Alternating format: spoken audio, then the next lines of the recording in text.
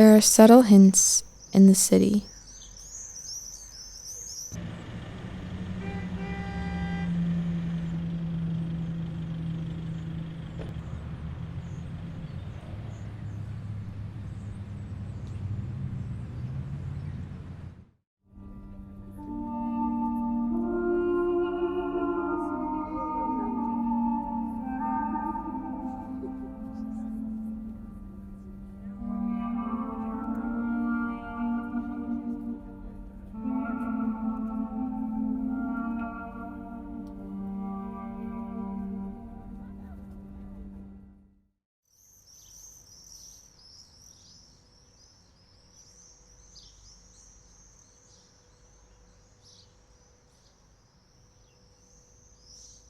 We see the cut, sometimes immediately.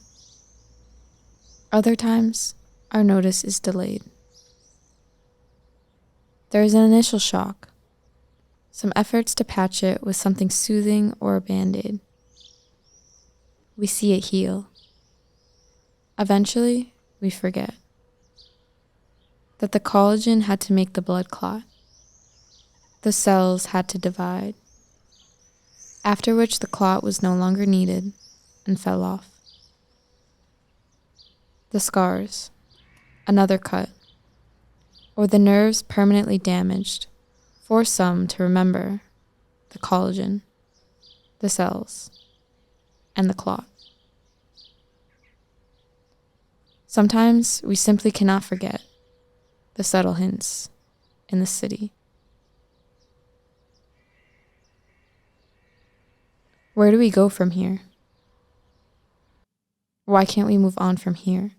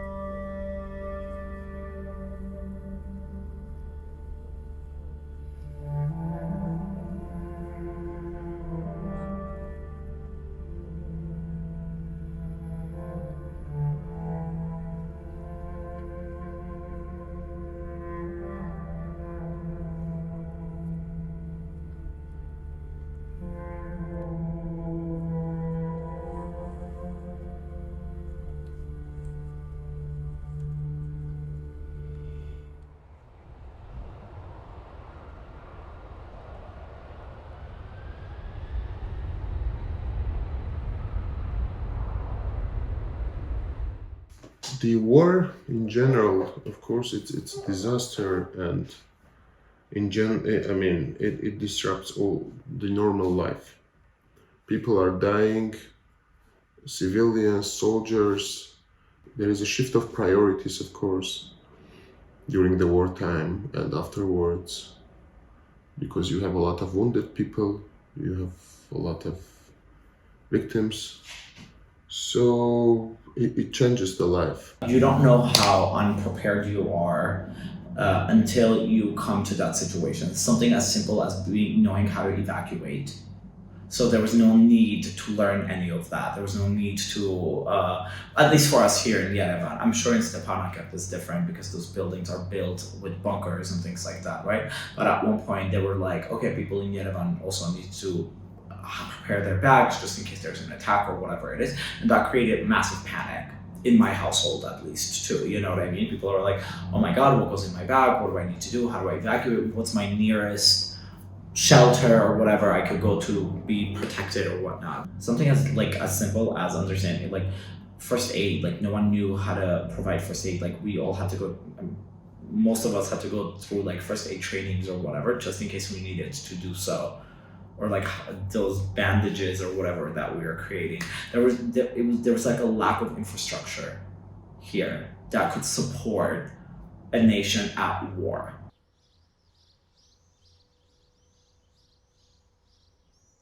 During the war, Armenia was hit not only by war. I mean, it was like a double hit by COVID and war. So it's like we were really in a dramatic situation, and during the war, the COVID numbers rose dramatically. So on the medical side, again here as well, there is a shift of priorities. Surgeons who are doing surgeries at the hospitals, they need to go to the field hospitals to operate wounded people. And then, I mean, of course, if we're talking about cancer, the patients who need these surgeries are not able to get those surgeries because the surgeons are at the battlefield. Besides that, there is a supply chain disruptions. So for the medications, for the supplies, and there is there are financial issues. For example, in Armenia, we cover majority of the pediatric and adolescent and young adults cancer care is covered by the charitable foundations. Currently, mainly through City of Smile Foundation, and during the war and just afterwards, there were a lot of difficulties to raise more money to cover the costs. We were able to do it. The foundation managed to do it, but it was very difficult. War happens, people are caring less about COVID. They do not, keep social distancing, masks on, sanitary hygienic conditions, all those things, because they care more about, providing for the soldiers, overcrowding, all those things, and then cases go up, higher mortality. Even in the US, when there was no war, there were a lot of instances of the physicians who were burned out. They committed suicide, because of basically long schedules and burden that they was there on the healthcare system in terms of COVID. And then you add war at the top of it, and you get Armenia. The information was changing very quickly, and the virus was spreading very quickly. So yeah, it was difficult, and Armenian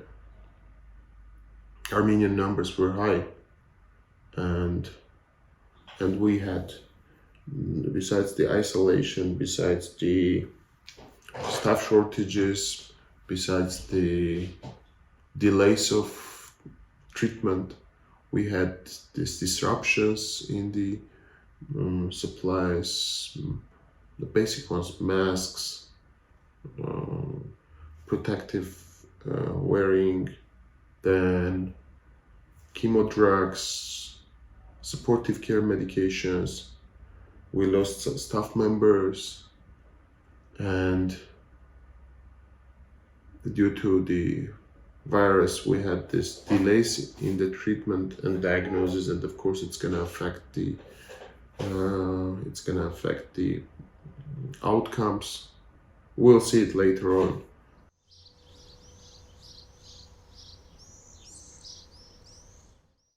Yes, there's limited resources, right? We're not a wealthy nation as far as whatever, but there were so many people donating money, this, that, but like even the infrastructure to actually utilize and properly manage a mechanism, right? Receiving donations to sending out those donations, basic infrastructures were not in place, and that has nothing to do with resources, right? We did a drive here locally, right? We went to the city hall or whatever you want to call it. We're like, who are the displaced families that are living here? So we know, you know what I mean? Something as simple as like that, identifying where those families are, who they are, how many siblings, and whatever they have. It was like, there was no mechanism. There was, but it was very outdated system.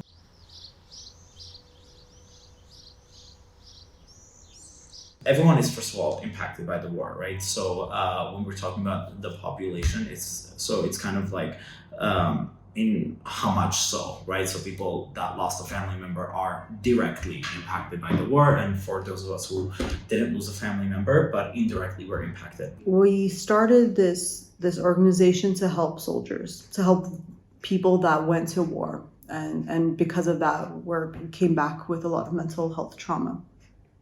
So it's originally directed for veterans, but of course we also help their families. We help anyone that is impacted directly by the war. So that means you have the fallen soldiers' families, you have military personnel that were there as well, you have the doctors and the nurses that were treating the soldiers that came back wounded. And the war has so much further ripple effects that we don't initially realize, like the ambulance drivers that had to go back and forth on the front lines. There's, the official number is something like 5,000, but we know it's a little more than that. So anywhere between 5,000 to 7,000 people, mostly young men, died. That's a lot of people. And we still have like 200 prisoners of war out there somewhere.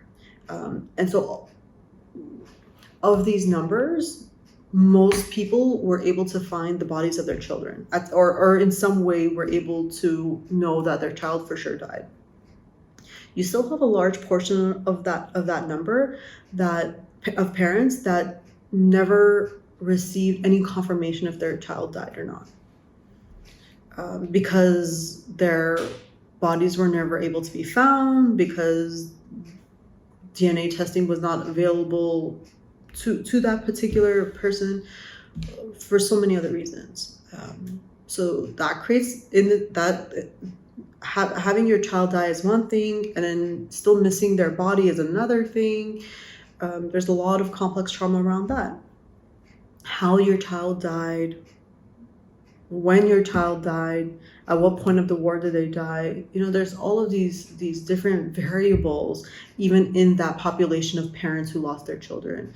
You have families who lost 2 children or more, brothers that went, or there's been families that their son was fighting, so the father went to find the son or to support the son, and then both died, or the father died, the son came back, and that creates its own guilt and its own trauma. So unfortunately, there's so many different variables impacting families because of the way that their family member died.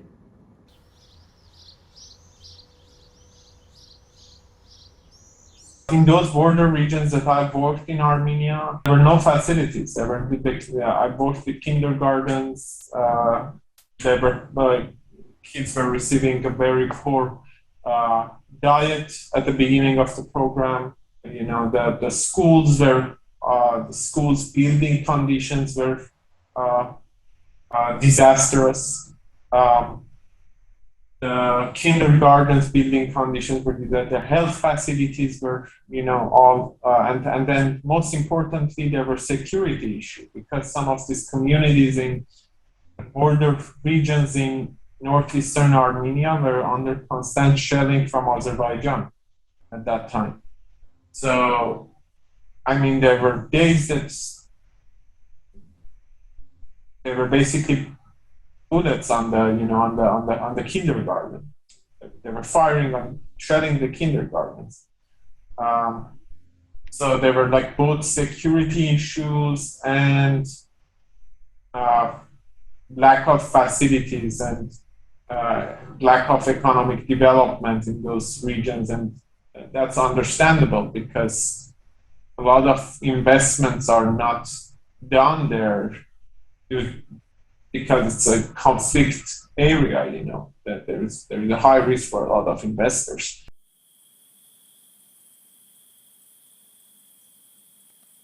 We were delivering aid to the soldiers in the front line. We were helping the displaced people, delivering vegetables and necessities to villages in Armenia where people were coming from Artsakh and staying. It was usually kindergartens or schools where just municipalities were just locating them. And then we also started Project Maidik, which was just helping pregnant women who were affected from war. So it was just mainly like giving humanitarian medical aid to soldiers and displaced people. During the war, the main health concerns were just like stress, due to stress, like risk of miscarriages. We were accompanying women to hospitals. And then COVID also impacted a lot. We had a lot of Maidiks who were sick, who were sick with COVID. Some of them even gave birth while they had COVID, and their kids, like in the first 3 months, had like lung issues, and like we were constantly like accompanying them to doctor checkups. I have personally noticed, if we want to separate like among men and women and like how war affected them, is that like men became like very emotional, is what like we've always heard from our beneficiaries, just like getting angry very fast, or just like not caring too much, just because like the war has broken them kind of in a way. And for our Maidiks, which like I have mainly worked with, because like my main project was Project Maidik, like with women that I was working, they were usually like, we had a couple of cases of miscarriage that were like mostly connected with war and the stress they had. But like with the majority of our Maidiks, we had issues with them like being unable to breastfeed due to stress, because they didn't have enough milk. So yeah, like these were the ways that like the war affected them health-wise. And then now the main health issues are again like just like things that are left from the stress they had. I mean, we're mostly working with women now, so it's usually stress. And for the kids, again, like they're affected like to an extent, just like not eating well, just like we had a couple of beneficiaries whose kids like started peeing at night from like fear, because like they've experienced like the shellings for a couple of days before they were able to come to Armenia.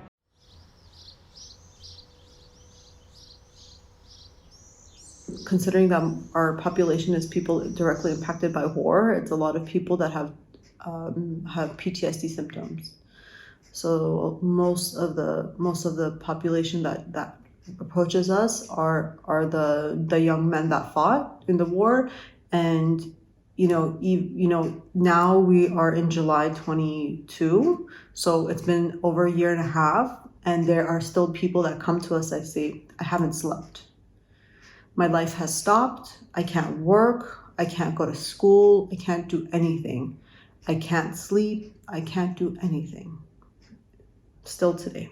If we're talking about the veteran community, the people that participated in the war, the biggest impact, aside from the mental and the physical impacts that it caused on their bodies, is their inability to work or return to school. We're talking about people that were 18 to, the large portion of those people were 18 to 20-year-old people that were supposed to go to university. Those that came back from war were supposed to continue their education at some point. So when they came back, because of their traumas, because of their physical pains, a lot of people didn't go back to university. A lot of people can't hold a job. And then, of course, then if you can't go back to university, you can't hold a job, that's going to create a lot of other problems in your life. And we're talking about a very young group of people, impressionable people that were supposed to start the best part of their life, and now they're stuck. The war ends, but the impact that the war has in people has not ended. And for a lot of people, the war has not ended in their minds. So this is what happens with long-term untreated PTSD, is that people will have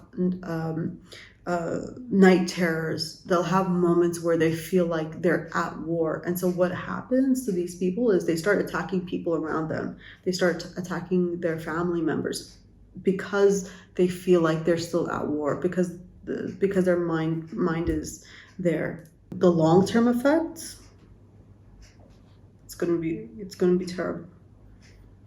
We already know now that most of the people that committed suicide last year were unemployed, and most of the people that committed suicide last year were men, young men. So the long-term effects of what happened and the impacts it had in their lives, we're not going to know for a long time. We know from history of other communities that have gone through post-war eras how detrimental it is, not only to their own lives, but to the community at large. We know that PTSD, untreated PTSD, will impact suicide rates, domestic violence, substance use. And if we don't support this community, those numbers will obviously rise.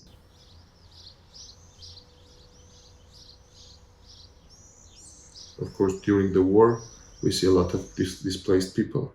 So during the 44-day war, to the best of my knowledge, around 100,000 people were displaced, and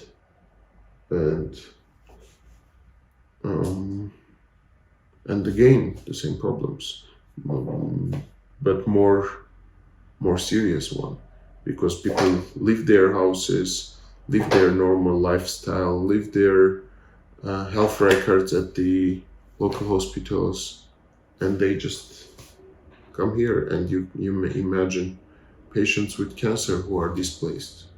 It's even a larger disaster. People left their houses, their properties, they evacuated without taking their passports, their paperwork, whatever it is, right? I was in Stepanakert multiple times I've gone, but last time I went, I was there for a longer period of time. And people of Stepanakert or Shushi, they were like, Hadrut and Shushi, they were like, we thought this was just going to be kind of like a temporary, let's get out of here until things calm down, until we go back. They had no idea that this was going to be a long-term thing, or at least for a longer period of time. So they left without anything, right? So the need to be able to evacuate, leave, whatever, at least as a training is important. Economically, the war has impacted Armenians a lot. For our beneficiaries, those who managed to go back to Stepanakert are more or less standing on their own feet. We are still trying to support them, but they have jobs, they have a house where they can live, so they're not renting a place. But those who are who are in Armenia, they are usually very heavily dependent on the governmental aid and the aid small NGOs are distributing, just because they've lost everything. Some of them were getting income because of farming, so they can't really find jobs here. Some of them since mothers are pregnant, just gave birth, obviously they cannot work, and for husbands it's very hard to find jobs. So I would just say 60-70% of the families we're helping are heavily dependent on governmental aid, and their living conditions are not sufficient for proper living. Their houses are very humid. They don't have proper shower conditions. In other communities, we know that we actually have a longer border. Before that, parts of that border didn't that was adjacent to Artsakh, it wasn't basically a border with Azerbaijan, it was a border with Karabakh. And now it's different because those areas are kind of Azerbaijani border now. And some of these communities, for example in Sunni, people have been displaced from their homes because part of their homes, or part of the village, appears to be on the other side of the border. In a post-war reality where most of the important parts of Artsakh are now occupied by Azerbaijan, they are just trying to control and make people's life in Artsakh worse. There are constant internet cutoffs, water cutoffs. And then gas happened when it was very cold in Armenia in March. It started snowing out of blue. We're just trying to deliver the basic needs with with which like they can survive. Initially, for displaced families, it's just basic needs of food, housing. We pay people's rent. We put people through school. Some girl was like, I want to go learn how to be a cosmetologist, for example, or some guy wanted to learn how to be a mechanic or whatever. We would provide financial support for that. So it's very different, obviously, from there to now, because then the government and other organizations have supported with housing, with food. They've actually placed families now, so there aren't a whole lot of displaced families. They're displaced, but they're not homeless. Right, they're not looking for a place to rent or whatnot. So now it's very different. Right now, we just are about to finish a campaign where we're paying for a scholarship for 10 of the boys who participated during war. Right, so it's now investing in their future for those boys. So paying for their education to go and become great people, and contribute to Armenia and their communities and so on, because they're all from the regions. It's supporting families who've lost some of those men that passed were the breadwinners of their families. So now you all of a sudden have a young wife with a young kid who's a widow who needs to provide for herself. So if she wants to go to school, if whatever, we're supporting organizations that do different activities that will provide jobs for them also. So need initially is emergency aid, whatever could be diapers to winter clothes to whatever, food for that day. Now it's much more sustainable, it's much more long-term investment kind of in their future for the country. Like people need to believe that there is a future in Armenia, and that future doesn't end with losing a war.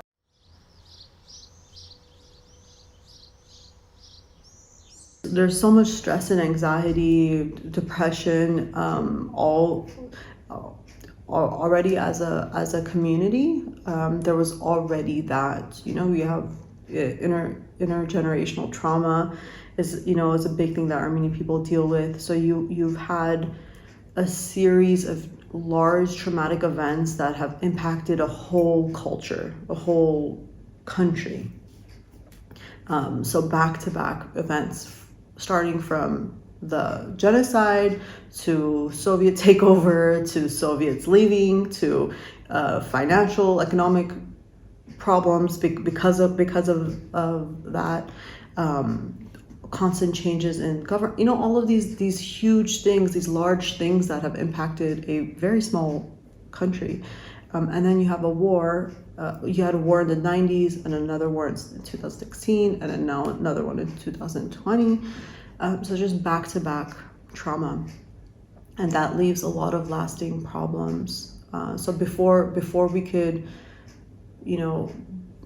before we could treat one thing, another thing has happened, and so that creates complex traumas. And so now we're left with a community at large that is dealing with a lot of stress and a lot of lasting issues, which then impact a lot of other things in their lives.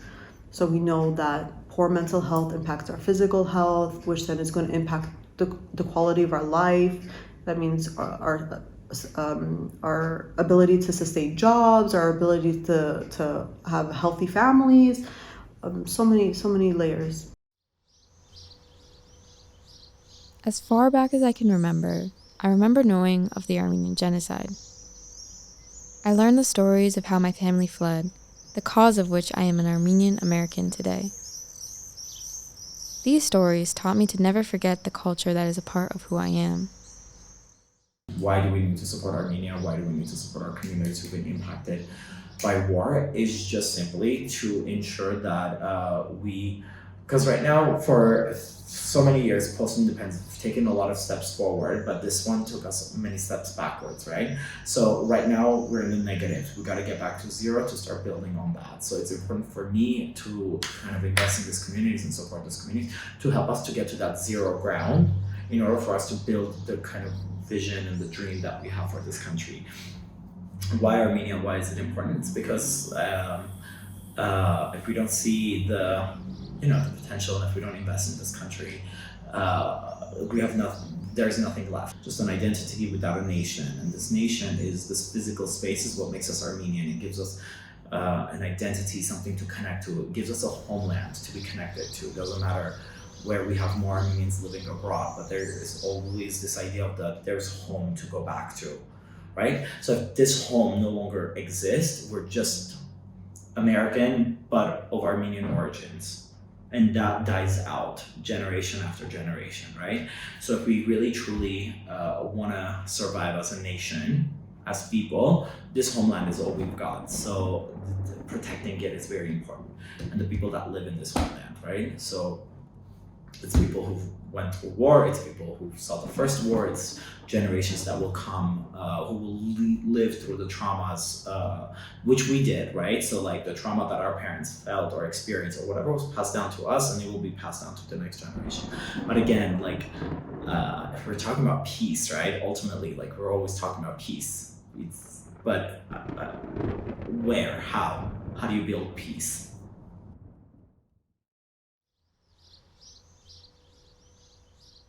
And the cut remains. Where do all the cuts go when their shift is over?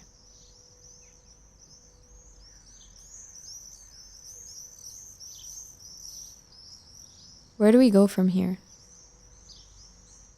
Why can't we move on from here?